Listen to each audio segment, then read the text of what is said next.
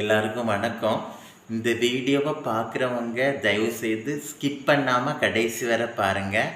ஏன்னா ஒரு யூஸ்ஃபுல்லான நியூஸ் உங்களுக்கு இதனால் கண்டிப்பாக கிடைக்கும். நான் இன்றைக்கி என்ன சொல்ல போகிறேன்னா, ஒரு வசனம், அந்த வசனத்தை விளக்குறதுக்கு ஒரு உண்மை சம்பவத்தை சொல்ல போகிறேன். ஒரு அருமையான வசனம் என்னென்னா, மனிதன் உலகம் முழுவதையும் ஆதாயப்படுத்தி கொண்டாலும் தன் ஜீவனை நஷ்டப்படுத்தினால் அவனுக்கு லாபம் என்ன?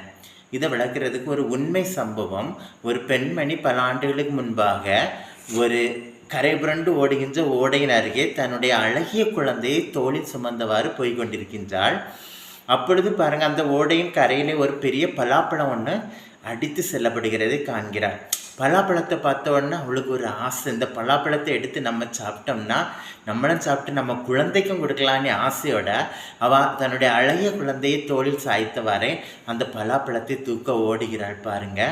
ஆனால் அவளால் அதை எடுக்க முடியலை. ஏன்னா அது அடித்து போயிட்டே இருக்கு. அவளால் குழந்தையும் தூக்கிட்டு அதையும் எடுக்க முடியலை.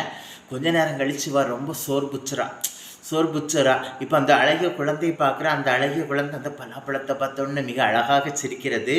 இவளுக்கு எப்படியாவது மறுபடியும் ஒரு ஆசை, எப்படியாவது இந்த பலாப்பழத்தை எடுத்து நம்ம குழந்தைக்கு கொடுக்கணும் அப்படின்னு ஆசையில் என்ன பண்ணுறா, ஒரு கரையில் அந்த குழந்தையை பத்திரமாக இருத்தி விட்டு அப்படின்னு அந்த பலாப்பழத்தை சீக்கிரமாக எடுத்துடலான்னு சொல்லிட்டு திருப்ப ஓடுறா பாருங்க.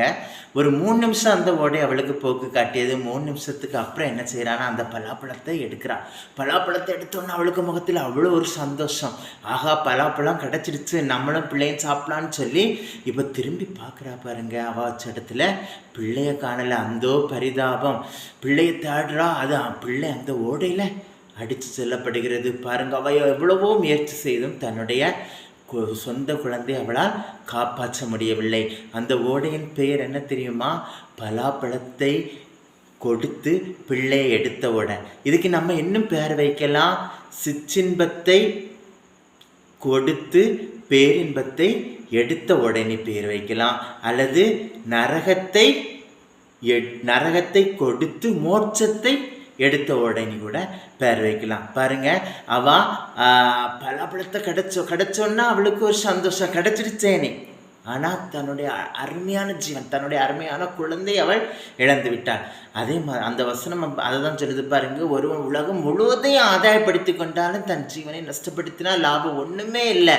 நமக்கு எதுவும் செல்வம், பணம், புகழ் எல்லாமே நமக்கு கிடைச்சாலும் நம்முடைய ஜீவனை நஷ்டப்படுத்தினா லாபம் ஒன்றுமே கிடையாது. அதனால் தயவு செய்து நம்முடைய ஜீவனை நஷ்டப்படுத்தாமல் நாம் வாழ்வோம். தேவன் தாமே அனைவரையும் ஆசீர்வதிப்பாராக. ஆமென்.